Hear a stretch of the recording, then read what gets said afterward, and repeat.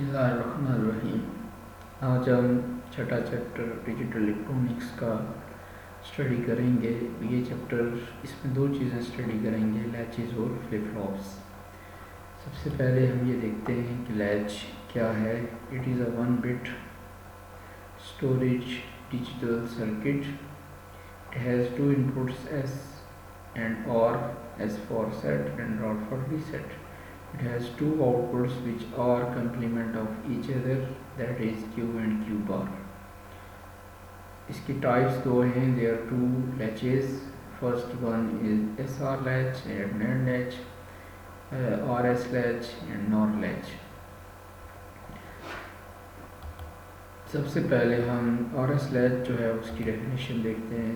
RS की definition, it is logic circuit which store 1 bit. It has 2 outputs and two inputs S and R. It has 2 outputs which are complement of each other. It is active high latch. RS latch जो है ये 1 bit को store करती है with two inputs S and R.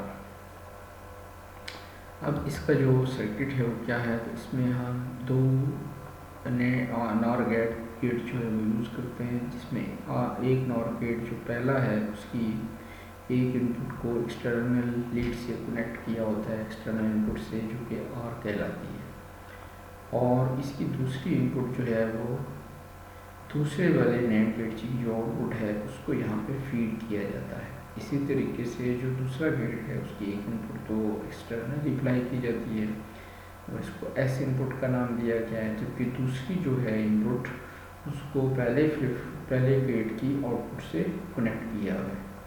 इस तरह ये कैसा फीडबैक सर्किट बन जाता है जो आउटपुट की बुनियाद पर आउटपुट और इनपुट दोनों के जरिए से आउटपुट जनरेट करता है। लेकिन इसकी फंक्शनैलिटी को समझने के लिए आप सिंपल ये ध्यान में रखें कि ये 2 इनपुट्स हैं जिससे आउटपुट जनरेट होती है। S को 1 करना हो, यानी कि S को अगर 1 करते हैं तो उस सूरत में ये सेट होगी, यानी आउटपुट 1 हो जाएगी, और अगर R को 1 करते हैं तो उसकी आउटपुट 0 हो जाएगी। यानी आउटपुट को 1 या 0 करने के लिए आपको S और R अप्लाई करने पड़ते हैं, S और R पे कोई इनपुट अप्लाई करनी पड़ती है वहाँ, ठीक है। S से S for 1 S इक्वल 1 हो करेंगे तो उस सूरत में ये सेट हो जाएगी, R की वैल्यू 1 करेंगे तो ये रीसेट हो जाएगी, यानी 0 हो जाएगी आउटपुट की वैल्यू। तो बाकी कम्बिनेशन ये कम्बिनेशन इसको आप टेबल से समझ सकते हैं।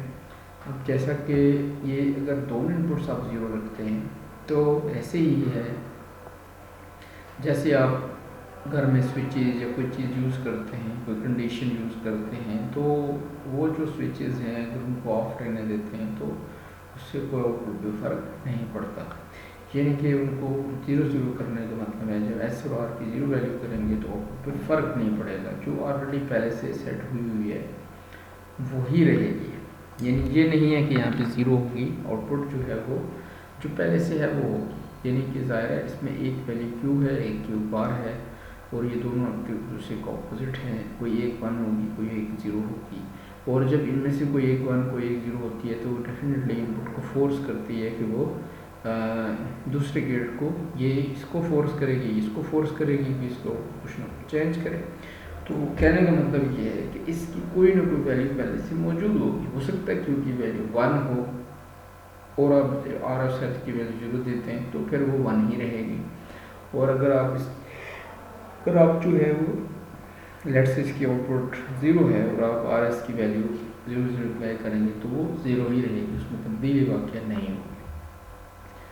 अगर आप दूसरी कंडीशन जो आपको ऑलरेडी पहले बताई, अगर R की वैल्यू 1 करेंगे और S को 0 रखेंगे तो उस सूरत में इसकी आउटपुट 0 होगी। R की वैल्यू 1 से रीसेट होना है इसमें, R की वैल्यू 1 करें, इसकी 0 करें तो ये रीसेट यानी 0 हो जाएगी।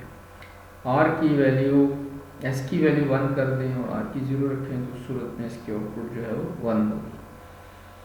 और अगर आप दोनों 1 करते हैं तो ये चीज़ नॉट अलाउड है। लेकिन अगर आप कोई अप्लाई करेंगे तो फिर क्या होगा, तो इसकी आउटपुट ज़ाहिर है कोई एक वैल्यू 1 और कोई एक 0 होगी, लेकिन कौन सी होगी ये अनप्रेडिक्टेबल होता है, यानी हम नहीं बता सकते कि इस सर्किट के अंदर क्या होगा। तो बहरहाल ये इसकी जो है वो 4 डिफरेंट आउटपुट्स जनरेट होंगे। अब इसकी एक्सप्लेनेशन क्या लिखनी है आपने, तो इसको एक्सप्लेन करने के लिए आप देखेंगे सबसे पहला पॉइंट यही जो टेबल है इसको आप एक्सप्लेन कर दें। S is equal to 0 R equal to 0 then output will not change, यानी आपने सिर्फ नो चेंज नहीं लिख देना, आउटपुट नो चेंज। और नो चेंज का मतलब क्या है, नो चेंज का मतलब है कि आउटपुट तब्दील नहीं होगी, तो इसको आप लिखेंगे then output will not change. दूसरा पॉइंट कि अगर आप इसकी वैल्यू S की वैल्यू 0 R की वैल्यू 1 करते हैं तो उस सूरत में देन आउटपुट विल बी 0, और अगर आप S की वैल्यू 1 रखते हैं R की 0 रखते हैं देन आउटपुट विल बी 1, और अगर आप S की वैल्यू 1 और R की वैल्यू 1 करते हैं then output will be unpredictable. Output unpredictable है, क्या आएगी हमें नहीं पता, ठीक है। तो ये इसकी जो है वो एक्सप्लेनेशन होगी।